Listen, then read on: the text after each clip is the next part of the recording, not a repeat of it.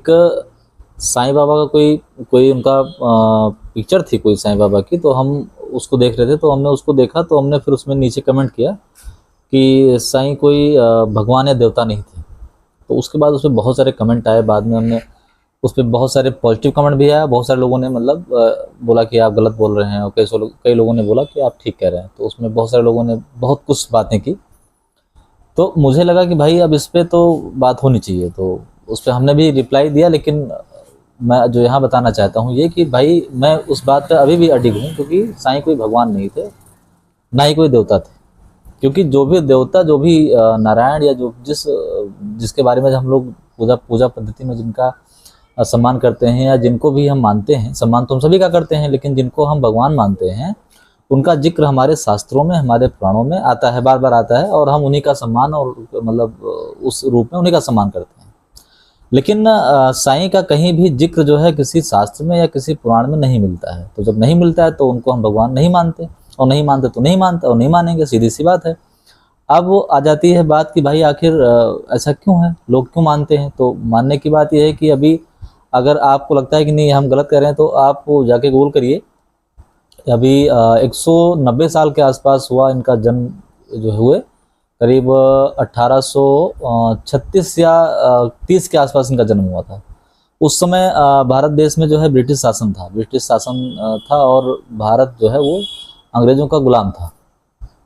ठीक है, तो अब अगर आप खुद को भगवान मतलब मानते हो, या लोग मानते हैं उनको भगवान, तो भाई ऐसा उन्होंने आज़ादी के लिए क्या किया, आज़ादी के लिए उन्होंने क्या संघर्ष किए, और क्या चमत्कार दिखाए जिससे आज़ादी मिल सकती थी, और उन्होंने उनका योगदान क्या था।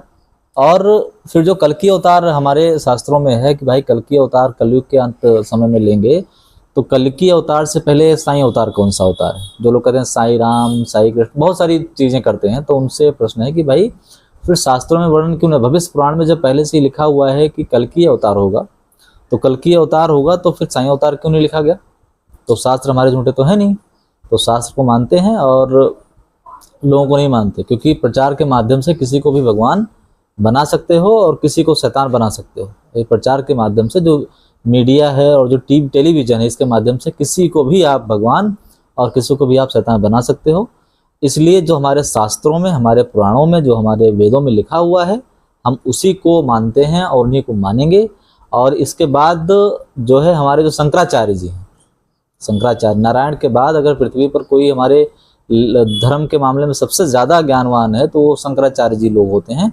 जो शंकराचार्य जी कहेंगे उनको मानेंगे, सीधी सी बात है। और शंकराचार्य जी जो जगतगुरु शंकराचार्य, उन्होंने पहले ही ये बात कह रखी है कि साईं कोई भगवान नहीं है, और साईं का हमारे हिंदू धर्म से कोई लेना देना नहीं है, इसलिए साईं को नहीं मानते। हाँ, वो एक संत थे, उस रूप में उन्हें उनका सम्मान है, लेकिन वो हमारे धर्म के कोई ठेकेदार नहीं है, हमारे धर्म के कोई भगवान या देवता नहीं है।